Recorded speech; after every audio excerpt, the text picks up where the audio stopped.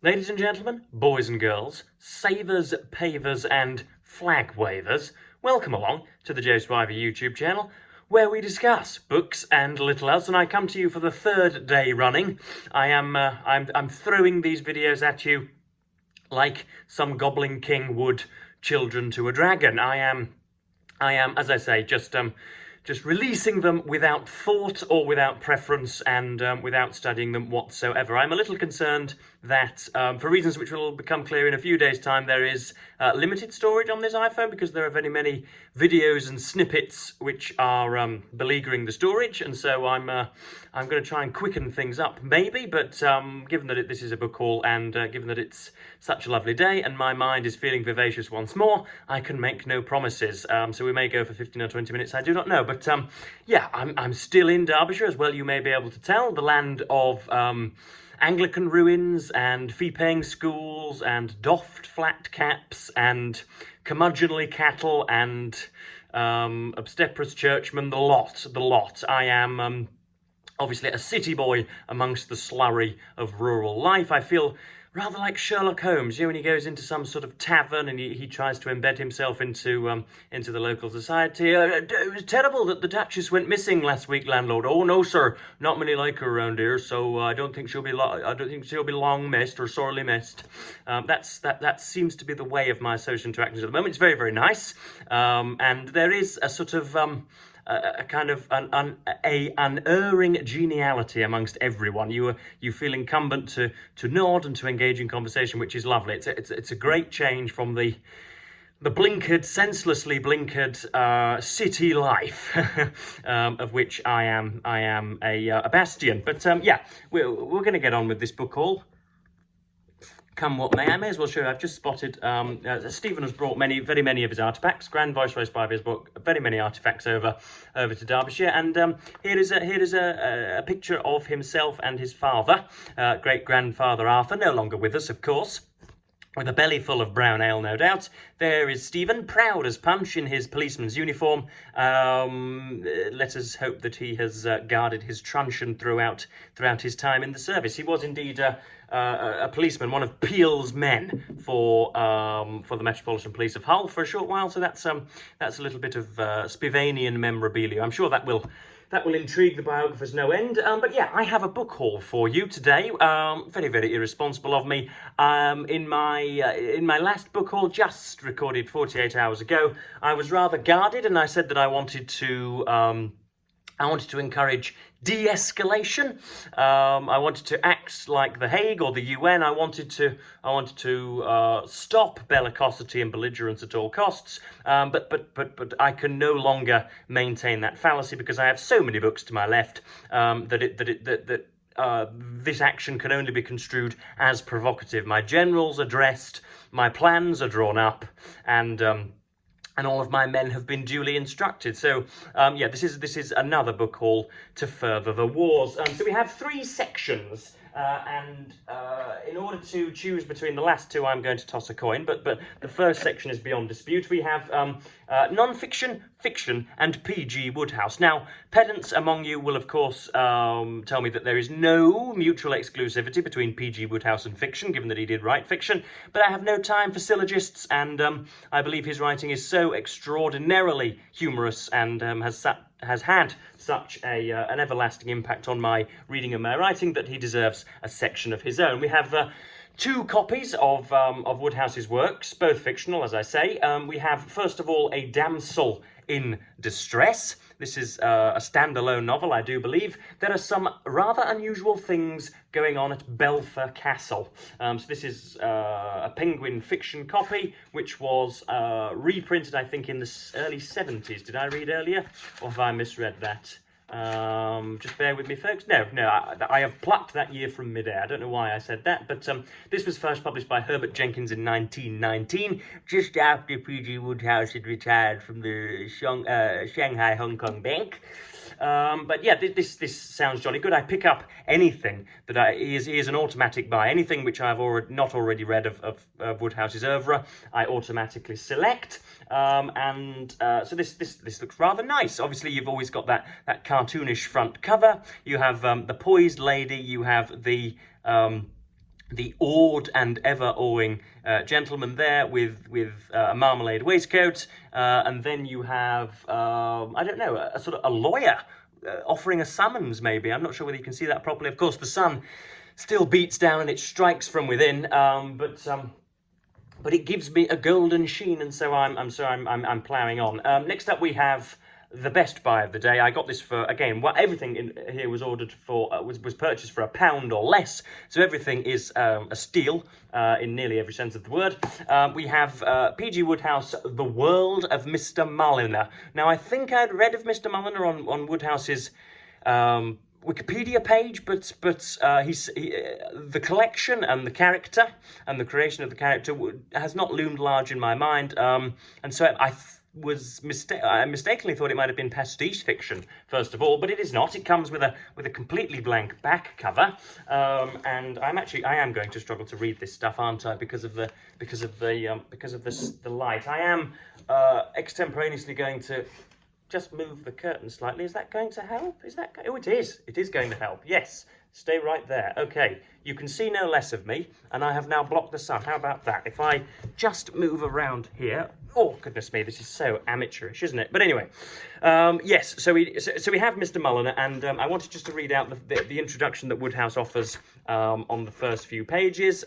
This is, yeah, I believe is it a collection of short stories? Those in Peril of the Tea, Something Squishy, Bestseller, Gala Night, The Romance of a Bulb Squeezer, Came the Dawn, The Story of William Malina's Buck You Oppo, The Awful Gladness of the Matter. So these sound not like chapters, but like rather more like individual stories. And this is how Wodehouse prefaces things. As I sit down to begin this preface to The World of Mr. Malina, it is not the thought of how heavy the book is going to be for the customers to hold that causes me concern. It is the question so many authors have asked themselves when preparing their material for the printer.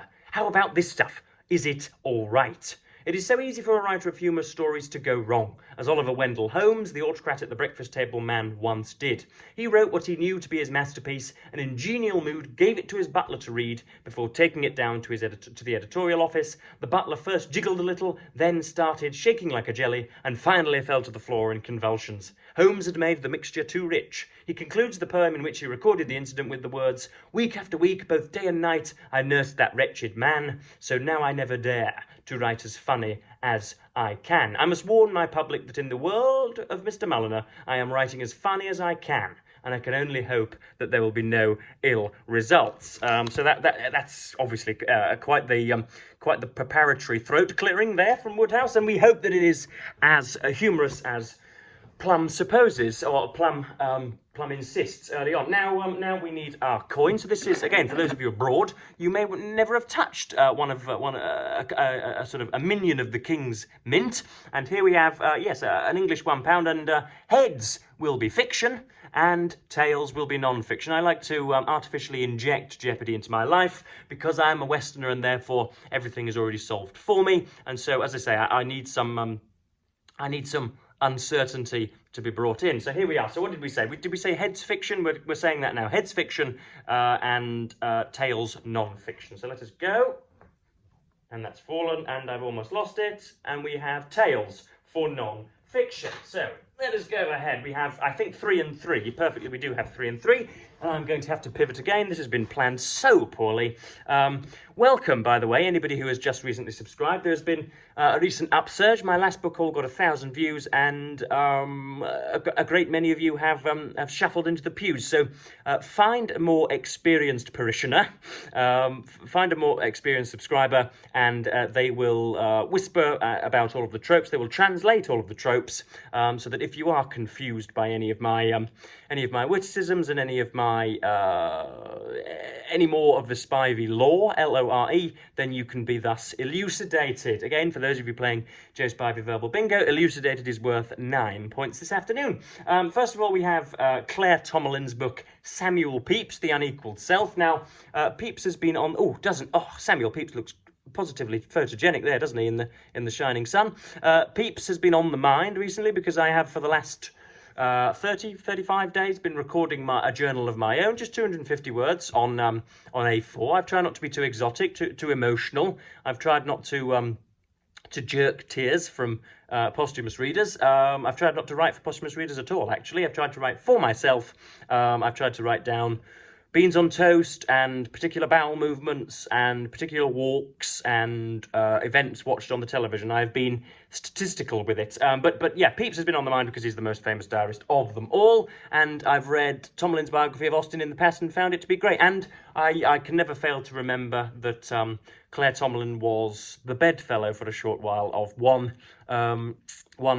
sort of befrilled Martin Amis in his youth. I do believe that, although I could be, would it be libeling? It wouldn't be, wouldn't it? Would it? But yeah, I may be getting that wrong, but I don't think I am. So that's Samuel Pepys, The Unequalled Self, another 400 page biography. I'm really getting into the habit of purchasing these and enjoying them. Next up, if I can I reach for my fluid? I can, but not without blinding us all again. There's some ASMR for you, dribbling liquid. Next up, we have Robert Service's book, Stalin. Can I just obstruct that a little bit more? Yes, I can. Oh, Christ. Well, I'm lamentably authentic today, aren't I? None of this is planned, as well you can tell. Next up, we have Robert Service's book, Stalin, a biography. This was shown to me by the Grand Viceroy, presumably because Joseph Stalin made Stephen in his own image, tyrant that he is, unwieldy tyrant that he is. And yeah, this is bigger than it looks. This is this goes to about 650 pages. And when was this released, indeed? I would like to know. Obviously, he is the critically acclaimed author of Trotsky, Lenin and Comrades. But when was this released? Oh, goodness me, that's my dinner making a reappearance. First published 2004 by Macmillan. So, yeah, Stalin is an odd one amongst the dictators in that you can see footage of Hitler and of Mussolini and of Fidel Castro and of very many other disreputable characters, to say the least. You can see footage of them going mad. You can see them being demonstrative. You can see them either shouting to a crowd, or you can see them smashing a table. You can see them voicing the tenets of their particular political ideology. And yet with Joseph Stalin, this is not the case. He looks on camera and on this front cover, indeed, rather placid, almost, rather forgiving, rather pleasant, almost. And yet we know that his orders and his Soviet auspices led to the deaths of 40 or 50 million, perhaps, uncountable serfs in the gulags and other political opponents. And so, yeah, I want to get round a biography of Stalin, given that I read Ian Kershaw's abridged biography of Hitler not a few months ago, and found that to be pretty outstanding as well. So, and I think again, Robert Service was a friend of Kingsley Amis's, so there's another Amisian connection there randomly.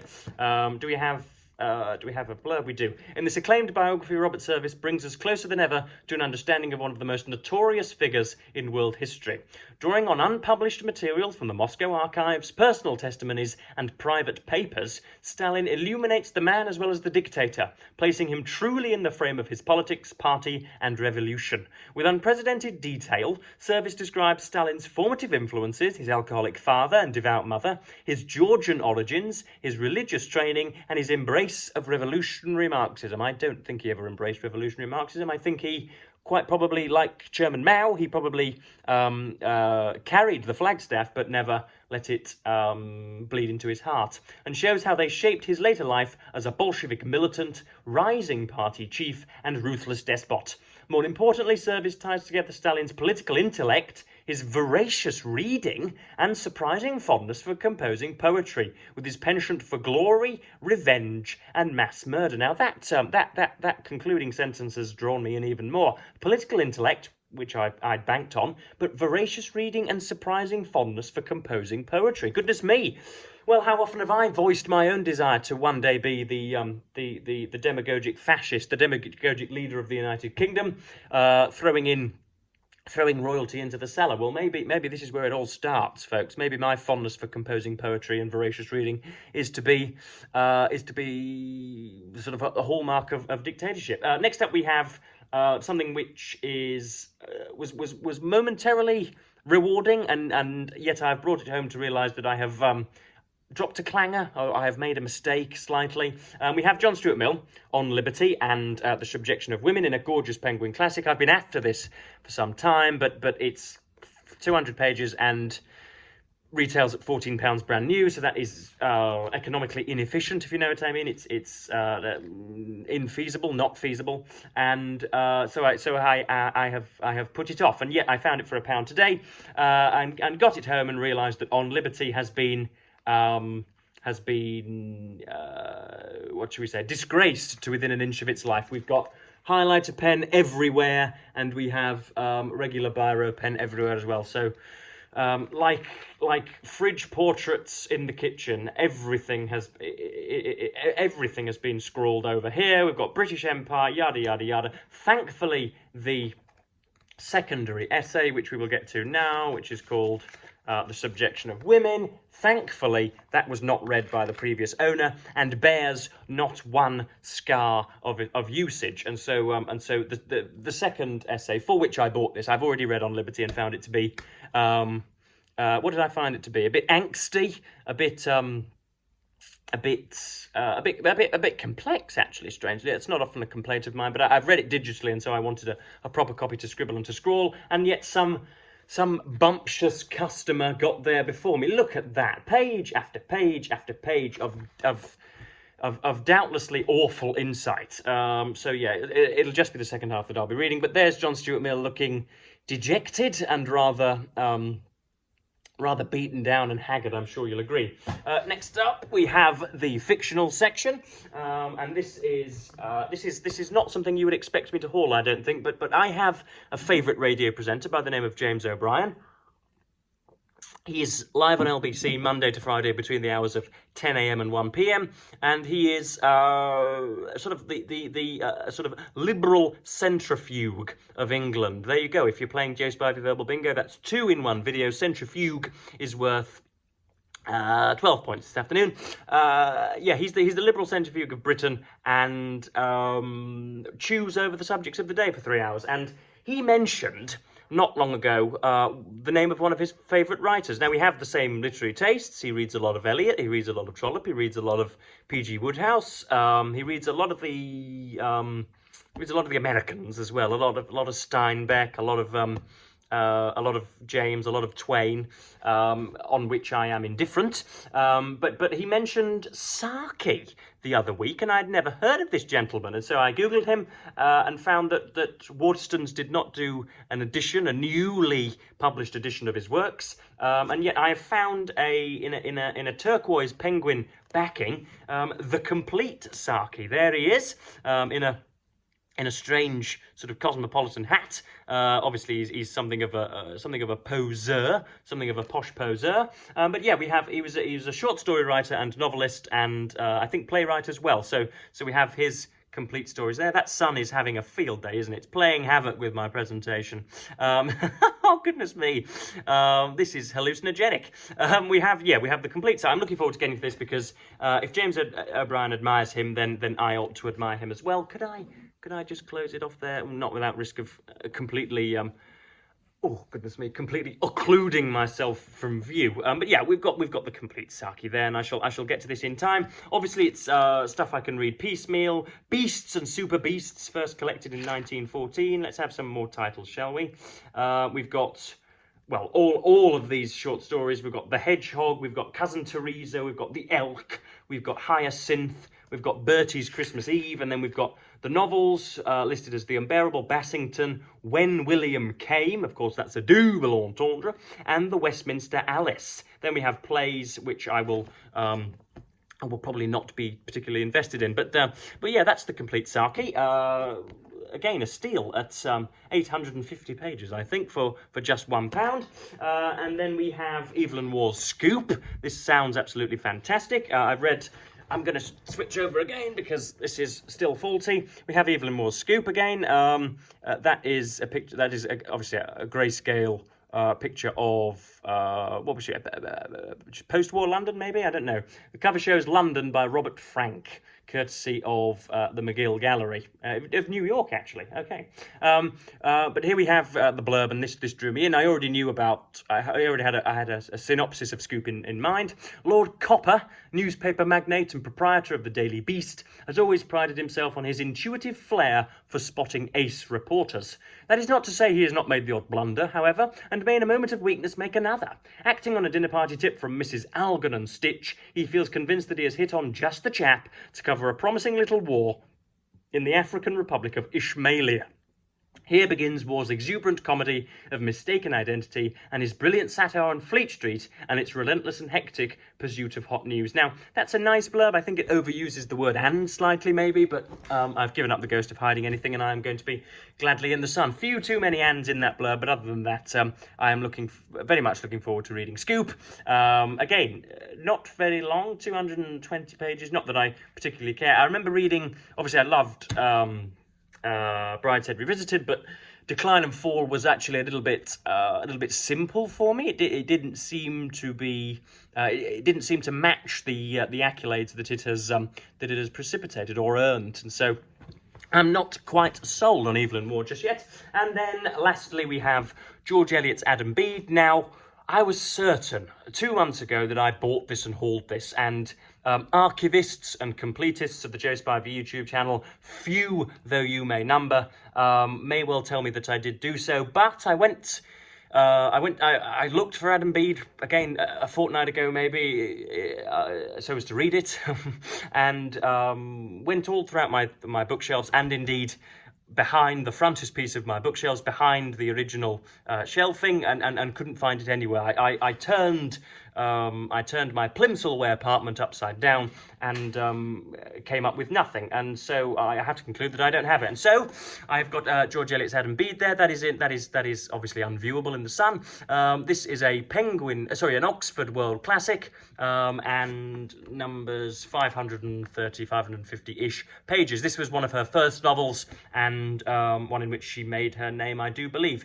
Pretty Hetty Sorrel is loved by the village carpenter Adam Bede, but her head is turned by the attentions of the fickle young squire, Arthur Donnithorne. His dalliance with the dairymaid has unforeseen consequences that affect the lives of many in their small rural community. So there is neither of those people are Adam Bede. I don't think. That's obviously Hetty Sorrel, and that is the jovial squire by her side who is looking to get underneath her bonnet, shall we say.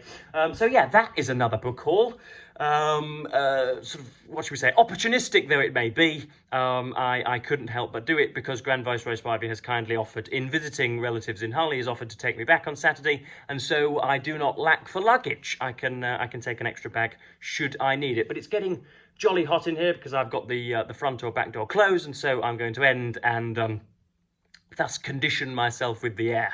I'll probably go on a walk as well, I should think, but yeah, let me know what you thought of any of those books hauled in this video, and let me know which you might like me to read and review in the future, and rate the haul itself. So yes, as per usual, folks, I will thank you ever so much for watching, and with rosy cheeks and satisfied mind, bid you the fondest of earthly farewells.